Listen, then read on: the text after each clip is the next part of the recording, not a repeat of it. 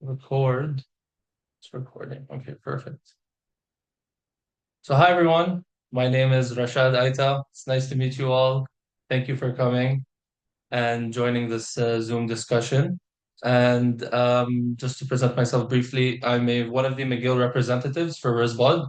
So it's the Réseau Intersectoriel Bucco-Dentaire et Osseuse Durable.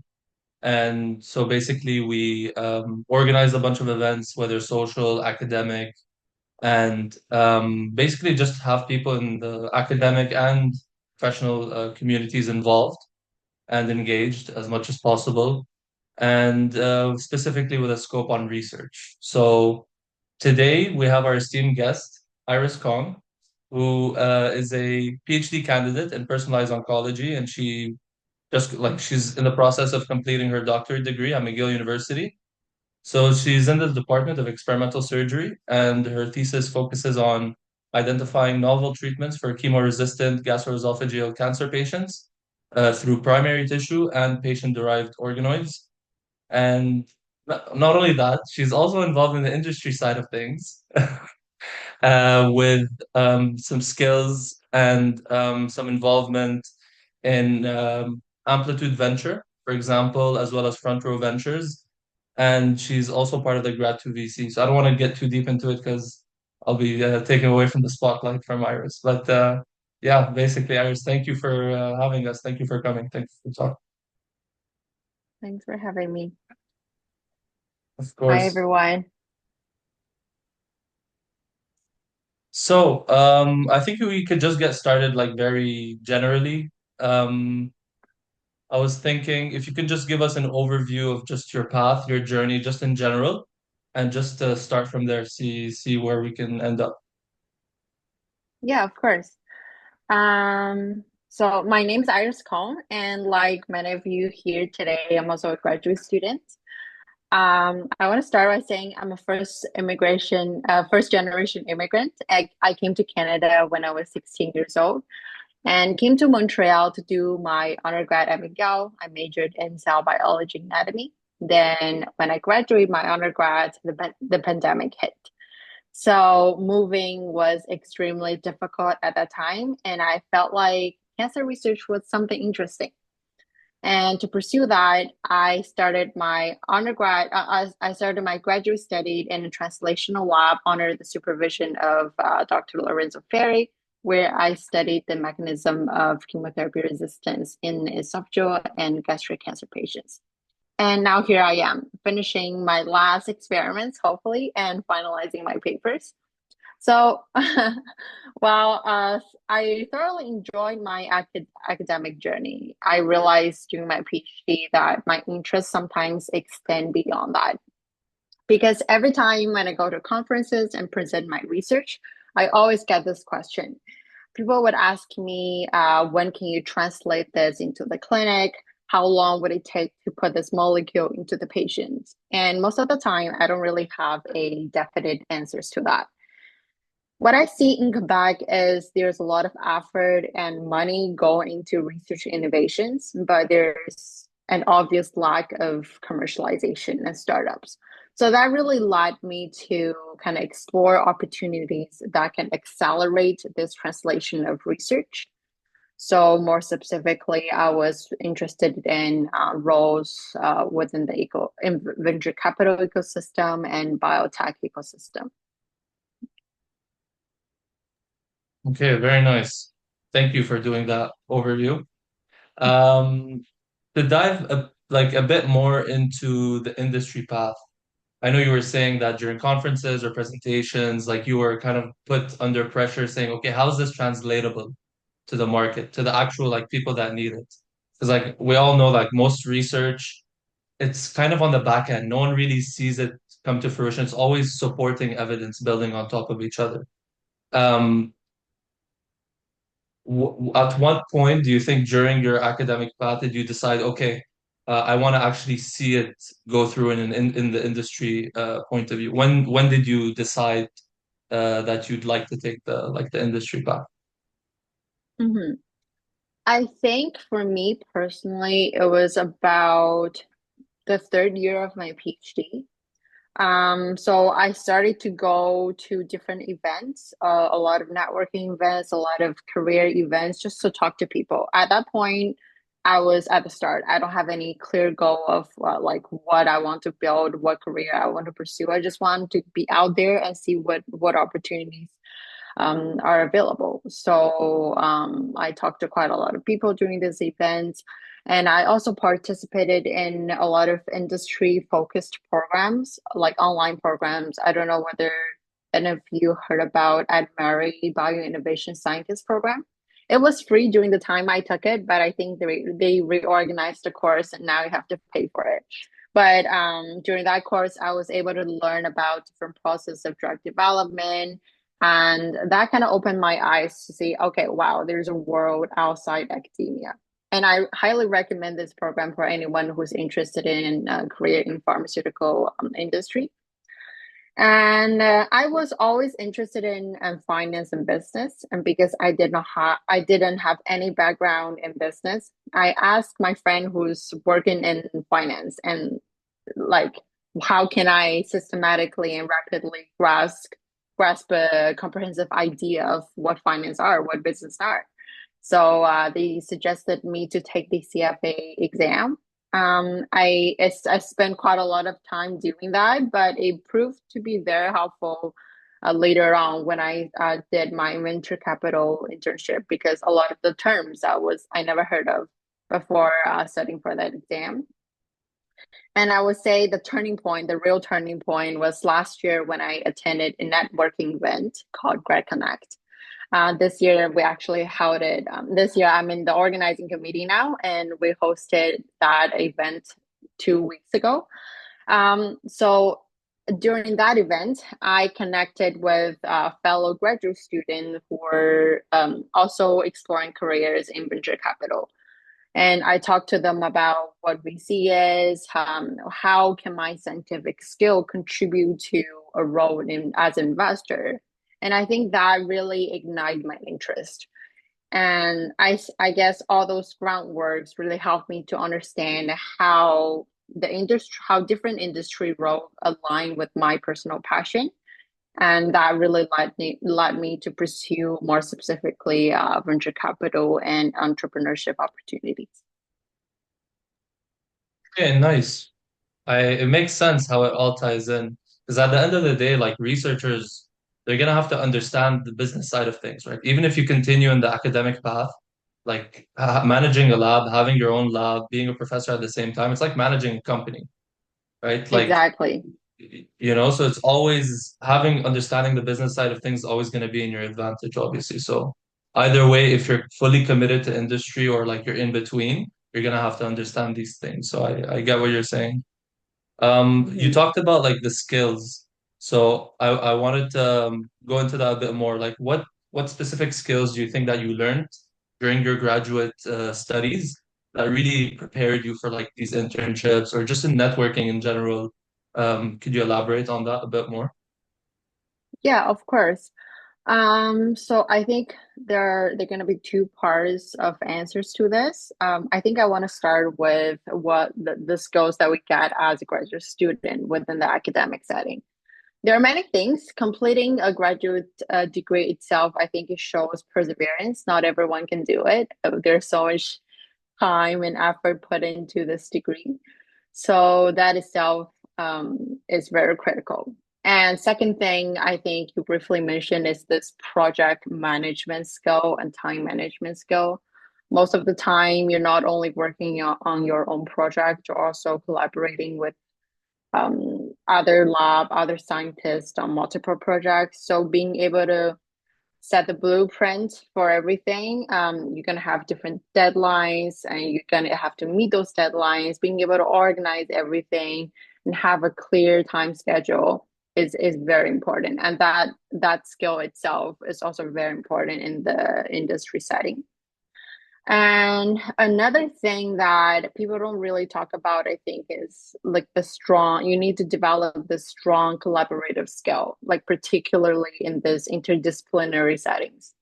For example, during my PhD, I have to work with a wide range of people. I work with surgeons and clinicians for patient selection for my cohort.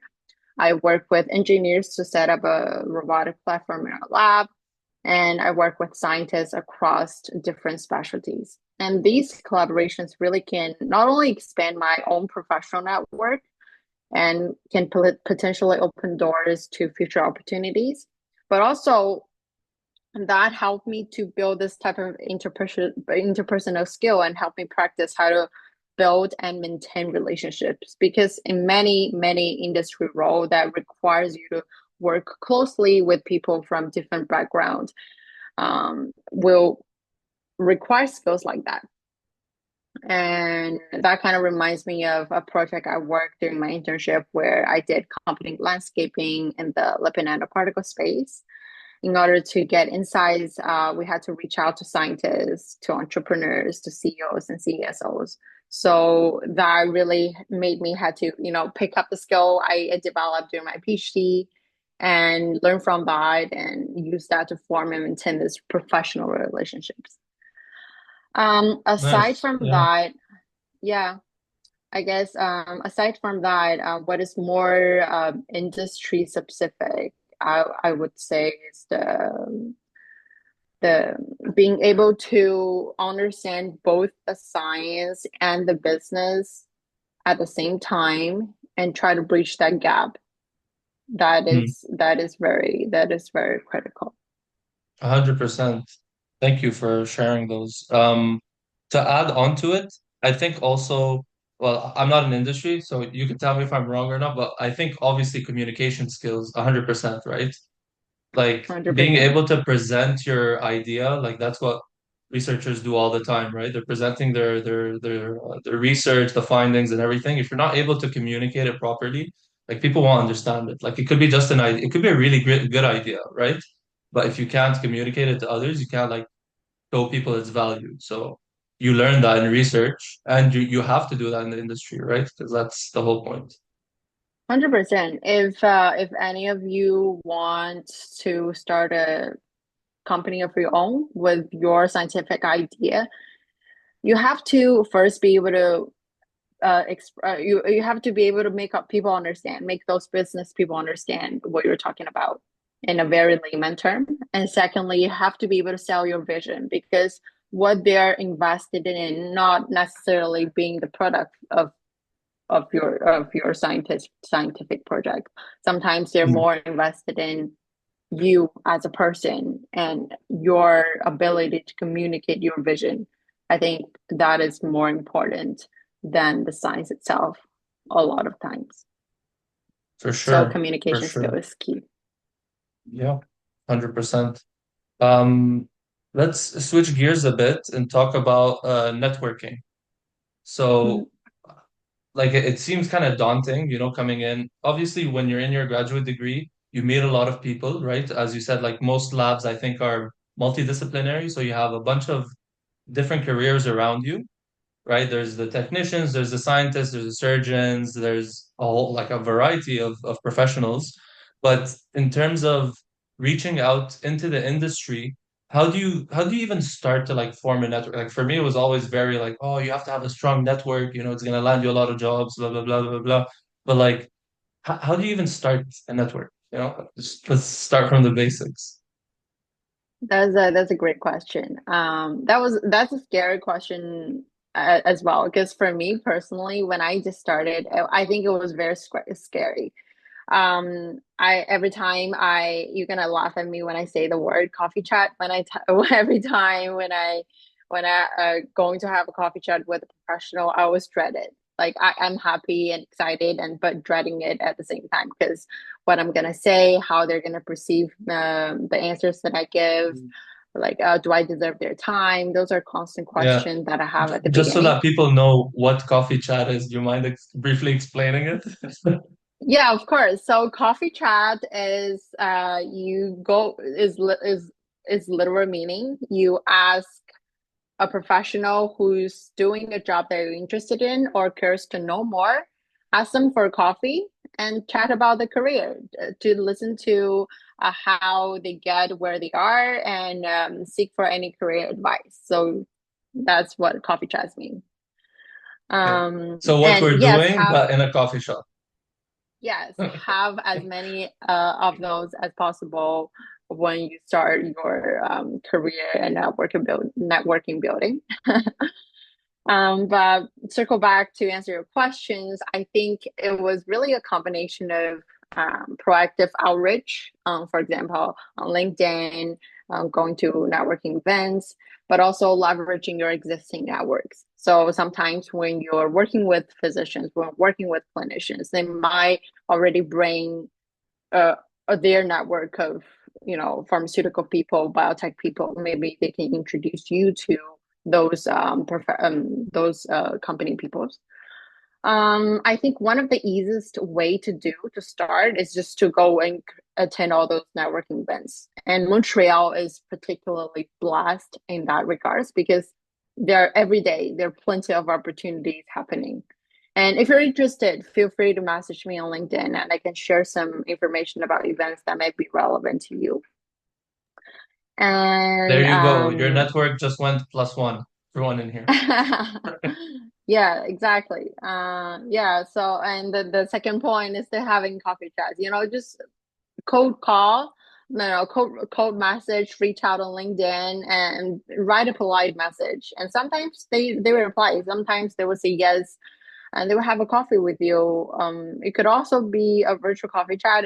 Sometimes it happens over Zoom. But by continuing doing it, by continuing building and expanding your network, that could really lead to something. Because for me personally, that led to referrals, that led to job recommendations. So don't overlook the power of that. For sure, 100%.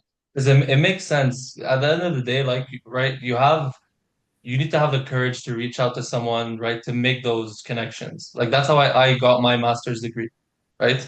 Like I didn't know many professors when I started looking to start research, for example. So I just cold emailed a bunch of them. Like I looked into Mhm. the faculty list and literally saw, okay, whose research I'm interested in, and just cold emailed the ones that I wanted to join. So I guess it's the same process. Mhm. And one thing to remember is your network will grow exponentially. So Mm, at the beginning, it's always the toughest. But once you start building the networking effect is going to grow really yeah, fast, and that's going to pay back.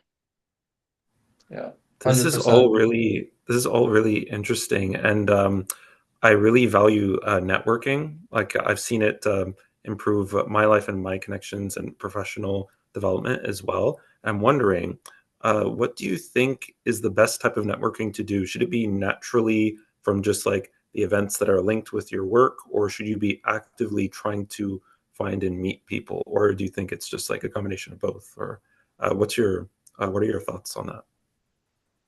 I think it's definitely a combination of both, and I think there are pros and cons in both situations. Um, by going to networking events, people know you being there has a purpose. You want to expand your professional network, and a lot of times that can naturally lead to a career related conversation. And like most of the time, you just simply let them know you are open for potential opportunities. Obviously, don't ask for a job with the first time you talk to them. That's never a good thing to do, but just simply mentioning you're finishing up your study, you're maybe looking for an internship in the near future sometimes, and they'll think of you when the opportunity comes. And on the other hand, on LinkedIn outreach, all those proactive outreach, sometimes pays back as well. And the effort is very little, like you customize your message, you send them on LinkedIn, you send them on email. It's very little effort. So definitely try both approach if you can. Thank you so much for sharing that. And by the way, I completely agree with you.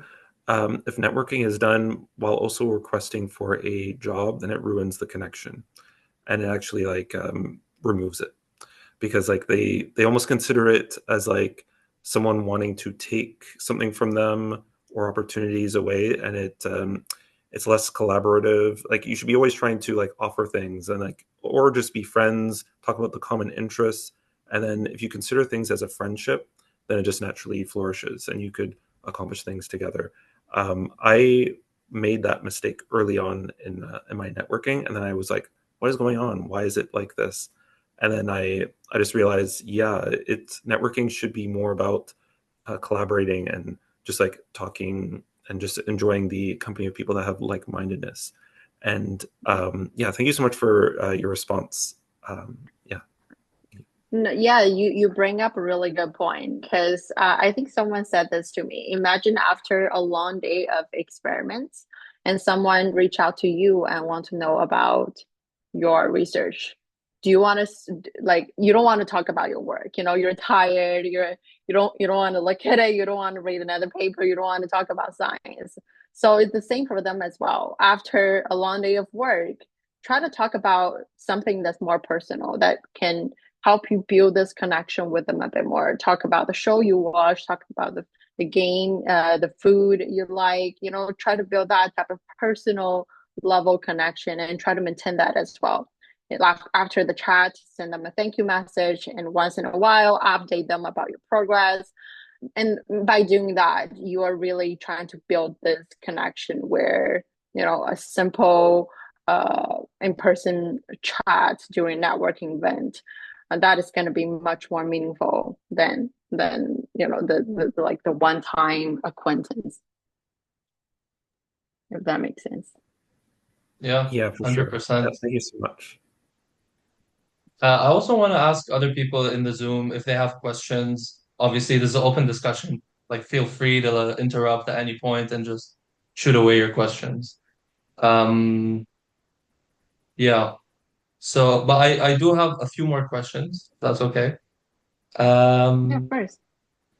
so I wanted to ask you, so obviously, right, you're doing this transition from academia to industry, or you're in the process of it, or you're looking forward to it. How do you manage the balance between like your current um duties, let's say at the lab, doing your experiments and everything, and also doing all the network building, reaching out to industry professionals, applying to jobs and all that? It seems quite like a lot of pressure. So yeah, how do you go about that? Yeah, it's definitely tough, and my secret is don't sleep. No, I'm just kidding. Yeah, I definitely do not promote that. But sometimes yes, that work and require situation. But I think definitely block your time for me is I always allocate specific hours every week for my professional development. That includes, you know, going to events, talking to people, doing coffee chats, and doing extracurricular programs. And also try to seek for opportunity that doesn't really disrupt your like experimental plan. You know, a lot of programs happens during the weekend. I think your next session will be with someone talking about the LSDE program. I think that one happens on the weekend, and also the AdMary program I mentioned all happens virtually and is very time flexible. So by doing that, that can really mix that and your graduate work happen at the same time in a less conflicting way. Right. Yeah, it's true. For sure. Like as you can see, you have time for other things, right? We're here right now. Um, yeah, like it seems daunting, like right, it's gonna take all your time, but at the end of the day, right, if you really want to put effort into it and that's what you want to pursue, like we'll find time for it, you know? Exactly. Like, is Um, it really work if you love what you do? That's the saying that, you know? So there's exactly. always time True. for Yes, everything. Yeah. absolutely. Like I live by that rule as well. I'm wondering, Yeah. I had a question for people that are not into business yet or not into industry, and they're just in academia so far, and they don't know even if they want to pursue industry or entrepreneurship. Like, what's the first step or something that you think was helpful to you? And maybe it's hard to think of it at the moment, but like, what would you think is like a good thought path for students to go through to know if industry or academia, sorry, if industry or entrepreneurship can work for them? Like, what should they Hmm. do? Yeah. I faced that I faced that situation myself at the beginning. I was a little bit frustrated with my research work, and I want to see what's outside, and but I don't know whether it will fit me. So I talk to people. I look for people with a profile that's similar to what I project myself to be. I look because you can kind of see their educational and work experience on LinkedIn. I look for people who did their PhD, then they transition into a pharmaceutical role or investor role or a biotech business development role. Then I asked for 30 minutes of their time. They talk. They would tell me about their day to day work schedule, whether and also like their work life balance and how they get where they are. And that I would think I would reflect after every conversation I have and see whether that aligns with my personal passion. And by doing certain number of that, and that really made it clear like I do want to go into industry. And I think that would help a lot for students who are still trying to figure out what they want to do or whether they want to go into industry or stay in academia. And similar for academia role as well, right? You always talk to the role model. You always talk to someone you wish to become and see whether and think about whether that's really something you want to do for the next 5 or 10 years. That's a really great advice. And you mentioned the ADMAR incubator or accelerator. So, like you said, Yeah. like now it comes with like a cost or something, but is it something that you think might help students here? Or Yes, 100%. I think I will share the link to the group chat. Um, is a is a oh, online it's program that I did, okay, and they okay, have multiple programs, so you can choose the one that aligns with your situation. And it okay. really helped me. It kind of walks you through all the different process of drug development, how it goes from a preclinical molecule to a FDA approved marketed drug, and a lot of regulatory knowledge revolves around it as well. So it's really good for a medical affair role, MSL role, if that's something you're interested in. Right. Yeah, that's really interesting. And like, there's an issue that some scientists have where they have an idea and they want to maintain ownership of it. If they do Mhm. proof of the concept in a university, then the university owns it. And so they make some sort of a declaration of it, but then even that might be messy.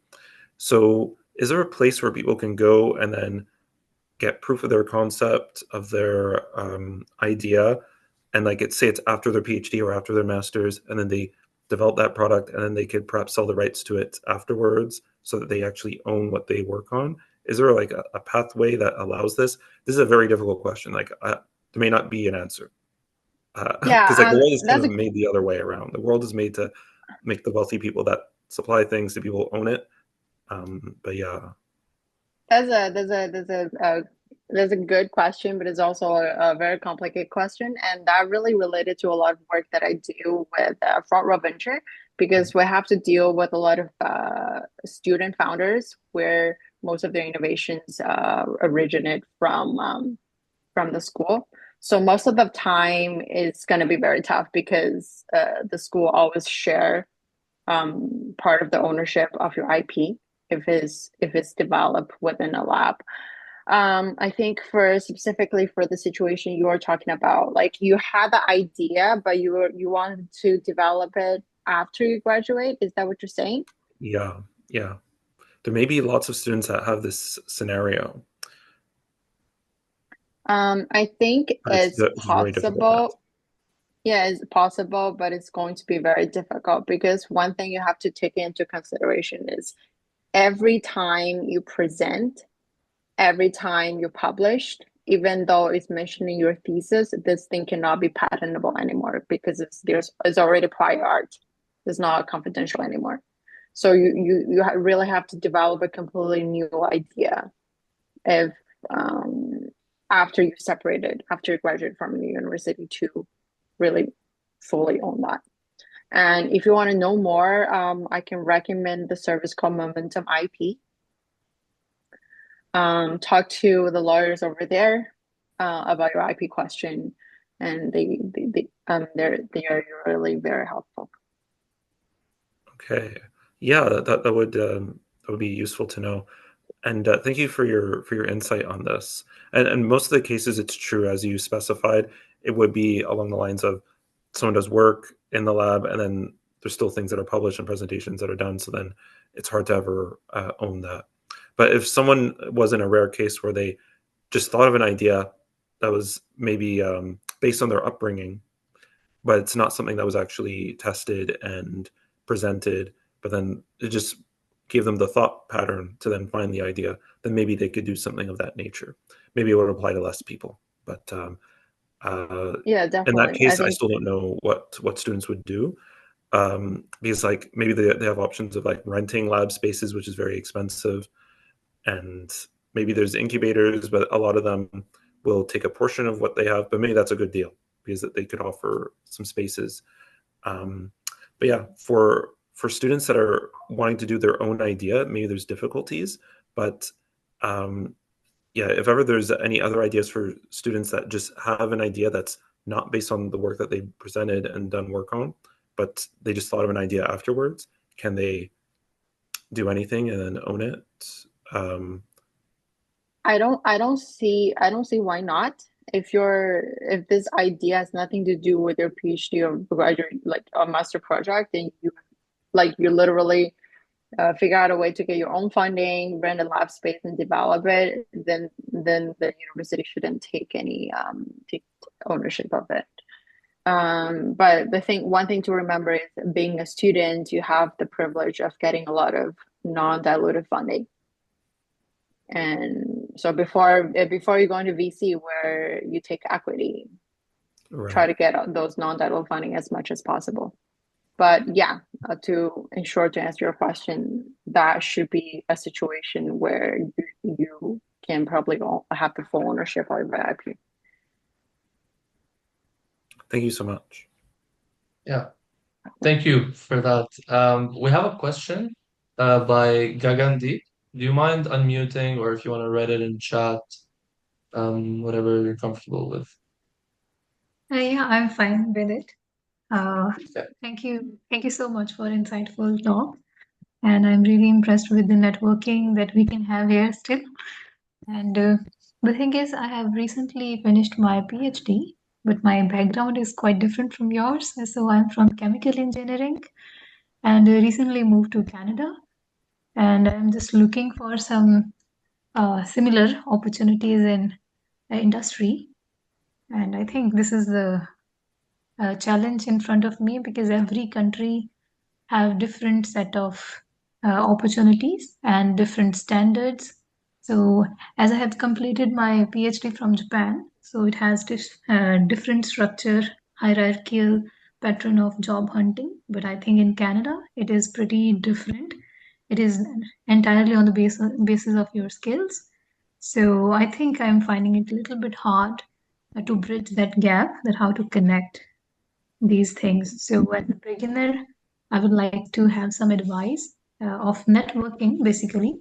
So how can I approach different recruiters through different platforms? If you can suggest something. Yes. Yeah, of course. Is there something you want to do specifically in mind? Because from my understanding, because I don't know much about chemistry engineering, the most that I know, like I think I know a couple of people who work in drug formulation, Okay. and they really have a chemistry engineer background. If that's something you're interested, I'm happy to connect you with the people that I know, because I do So, see there's going to be a lot of opportunity in that sector. yeah. So if I consider the specialization, so my PhD was in wastewater treatment technologies. So water and wastewater sector can be a major specialization area for me. Okay, so I would suggest you to look into opportunity that's in agri-tech and clean tech. Because does that aligns with what you have in mind? Uh, I think there was some lag. May you repeat it, please?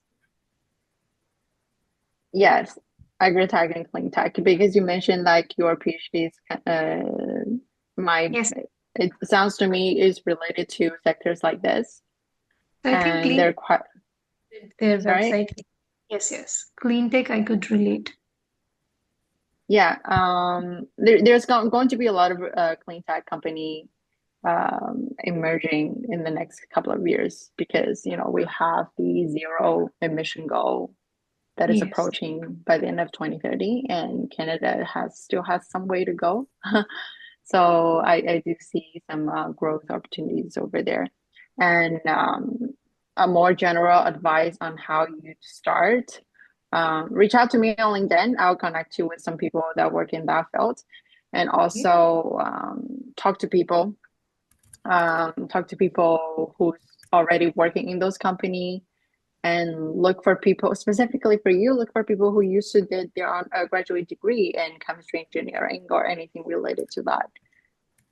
Ask them for coffee chat, see how they get where they're at. At the same time, let them know you're looking for opportunities. I think start by doing that, and it should lead you somewhere. Yeah. Thank you. Thank you so much for your advice. Thank you. No problem. Does Very anyone good else have a discussion. question? Yes, I would like to encourage other people to ask questions too. That's really great. For sure. And thank you so Open much, floor, Rashad. everyone. Whoever wants to just interrupt, come in at any time and ask your question. So thank you so much for your talk. It was very insightful. I was wondering if you had any other programs that you could recommend, like the AdMare biotech program or something like that, that we can do while we're still graduate students. Yes, of course. So I'm personally involved in an organization called Farrow Venture. Specifically, I'm in their grad 2 VC cohort. Front Venture is a VC firm based in Montreal that invests in student founders. So what we do, we go to networking event to source companies, and we bring forward the companies that we think and believe to have potential to become the next Google. Then we invest money in them. So you're gonna be able to talk to people from a wide range of backgrounds and do a lot of business related work if that's something you're interested in. And we're actually starting our recruitment in mid or late January, so that might be something of interest. I'll send the link to the group chat. Then another program I would recommend is called Pream. Pream is a venture studio. Basically, that means you were given an idea, a scientific idea. Then you have to do a lot of due diligence, scientific due diligence, and market due diligence to come up with an idea with robust commercialization potential within the next 5 years. So that and through that fellowship, you will be able to use what you learned as a scientist, as a researchers, and translate that into a project with actual impact. So that is something I did last summer, and that was really helpful. And what is most importantly, it really opened up my network quite a lot. But that is usually for life science students that's finishing their PhD and postdoc. So the link is here. Very nice. Just Yeah. to follow up, due diligence, that means just doing background checks on the science, like just to see that, okay, is the science sound? So there may be a higher chance that this may receive funding. Like, is that what due diligence means? That is from what I understand. So that's part of it, but there's more to it. A scientific, like the literature review part is definitely required, but also you have to talk to KOLs quite a lot. You have to be able to reach out to people working in that specific sector, scientists, CEOs, CSOs, and get their insights because most of the time you won't be able to find those insights online or in the literature. So that together that's also part of the scientific due diligence. Okay, so it's reaching out to the top people in those fields and say, okay, what do they think about this and thus, for example. Exactly. Okay, interesting. If there aren't any more questions, I have one more question, but if there's other questions in the Zoom, other people, if they want to interrupt, go ahead, please.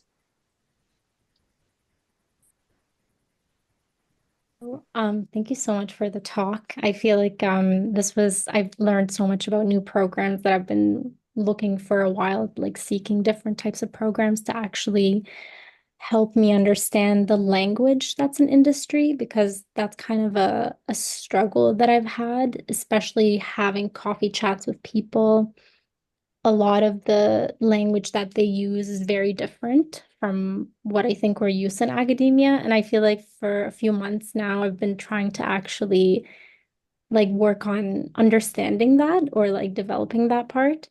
Um, but I think something my background is actually also looking in oncology research, like in chemotherapy resistance, but more in like drug repurposing. Um, and in my PhD, I was doing I was focused mostly on one project, but collaborating with another student on another project. But I found that I wanted to get more experience using different instruments, like using new techniques. What do you think about that when going into the industry? Do you feel is a postdoc worth it, like to kind of go down that route to develop those that experience? Or I'm curious to know whether in industry there's that potential to get trained on those techniques. I think if you're looking for a scientist role and either in pharma or biotech company, there might be some benefit in doing a postdoc and getting those technique because when they look for people, they look for people they want them to come with those abilities. Okay. But at the same time, I'm sure there's going to be training opportunities as well because you need to demonstrate you have the ability to learn rapidly, but you not necessarily has to know. Anyone can learn how to do flow cytometry. Anyone can learn how to operate a robot. What is more important is you have the initiative and ability to learn. So that is more important. Like the analytical part of it. Yeah. Okay. Thank you so much also for sharing the programs because I'm interested in medical affairs, so I'm definitely going to look into the ADMAR program that you mentioned as well. Thank you. There's another program that's offered by Tremplin, I think. I don't quite remember the name of it, but yeah, pin me after. I'll send you the link when I find it. Sure. Thank you so much.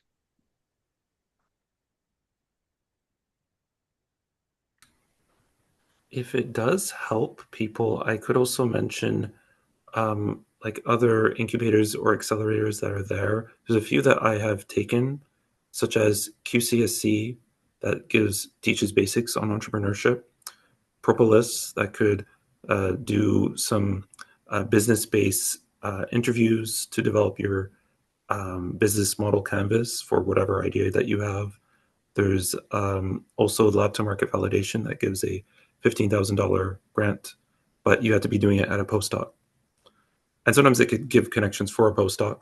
It may be out of the line of what you want If you want to do like an industry-based path, then perhaps do not do this. But if you were willing to do a postdoc, then you could do one of these programs that does a grant offer. And then there's ones that are bigger that give a $50,000 grant that's renewable each year. That's funded by the FRQ, the SESI program, but you would have to be already doing previous incubators to do them. So like if you were to do these paths, then you can get extra abilities later on. The more incubators that you do, the more it builds your resume, and the more grants that you get, the more it builds your resume to get future grants. And maybe you'll also have experimental validation at the same time that allows you to get these big things. The SESI program from the FRQ, it forces you to make a company though. So you have to be really serious if you're going down that path. And sometimes it's just not worth it for people. Maybe it's better to just take a low risk option of doing industry work, but it's not certain. It depends on how people consider things. And I really appreciate the links that Iris gave from Front Row Ventures and Preamp. Front Row Ventures, I know a lot of people that have learned so much from Front Row Ventures. I have not taken Front Row Ventures, so I don't know of it personally, but to have Iris as a connection for all of you could be very precious. And there's probably so many other connections that she has, and maybe for like the last few minutes that she's here, maybe she could give additional advice for us. And maybe you could also communicate with her on LinkedIn. But yeah, Iris, are there any other options that could help people, maybe if they're doing postdoc or industry or entrepreneurship? And you've already given quite a lot, and we're all really thankful for that. Let us know if ever there's other ones that pop into your head. Yeah, and I think one last thing I want to highlight is start to do this as early as possible. I regret not doing this when I first started my PhD. I know a lot of times academic setting might not be the most encouraging environment for you to explore opportunity outside, but trust me, it's gonna do it as early as you can, and it'll pay back. It'll work out. There's going to be frustration sometimes here and there. There's going to be people not answering your message. That's all normal. It's a process that takes time. That's one of the greatest advices, to be honest. Really consider what Iris just said there. When you do apply for these scholarships and grant opportunities or incubators, they open up doors. They're almost like their own networking. They open up professional abilities and CV building. And sometimes you think that you're not qualified to apply for something, but that's just a problem that we have in our head. We sometimes think that we're not the best for something, but we actually were. And all you needed was to actually apply for something, and then you would get it. And then it opens up more and more doors for you. So never feel shy about applying to something. If you think that it's like just like connects with you, you want to try to apply for it, please do it. And you may get something and be really proud of yourselves. Amen to that. Yeah. Nice. So just if we don't have any more questions, obviously still we could have a bit more time for questions from others. But as a final question from my end, um, you talked about all these programs, which I'm not really sure if they're like crossover opportunities, because I always thought there's such like a major divide between industry and academia. Like it's you choose one or the other, right? If you want to be a prof, you become a prof or an industry professional. Like it's a whole separate path. Is there anything that's in between, like an industry professor instead of an industry professional? You know what I'm saying? Like something that's cloudy like that, or is it as black and white as we think it is? There's definitely a pharma-backed postdoc position. So instead of doing postdoc in the academic institute, you can do postdoc with pharmaceutical companies. And I think that's kind of in between because I do see some people returning back to academia after that. The pre-am program that I talked about where they requires tons of scientific expertise, that's also kind of in between. It's not completely business. You don't have to, forget everything you learned in the past 4 years to do that. Yeah, those are the two I can think of at the spot. That's kind of not black and white. Hope that answers your Sounds good. question. Yeah, yeah, it does. Thank you for your time, Iris. Thank you, honestly, for joining us. It was an amazing discussion. I learned so much, honestly. Like it's daunting sometimes going into like what industry is, how to get there, how to build a network. Seems like there's so many things involved, but like thank you for clarifying a lot of this stuff. And thank you everyone for attending the discussion. If you have questions, you can pop it in the chat or you can reach out to Iris or Michael and I, and we can try to figure out an answer. But thank you all for attending. And yeah, thank you very much. Have a great night. Thank you. Thank you, Rashad. Thank you, Michael. Thank you Thanks, so much. everyone.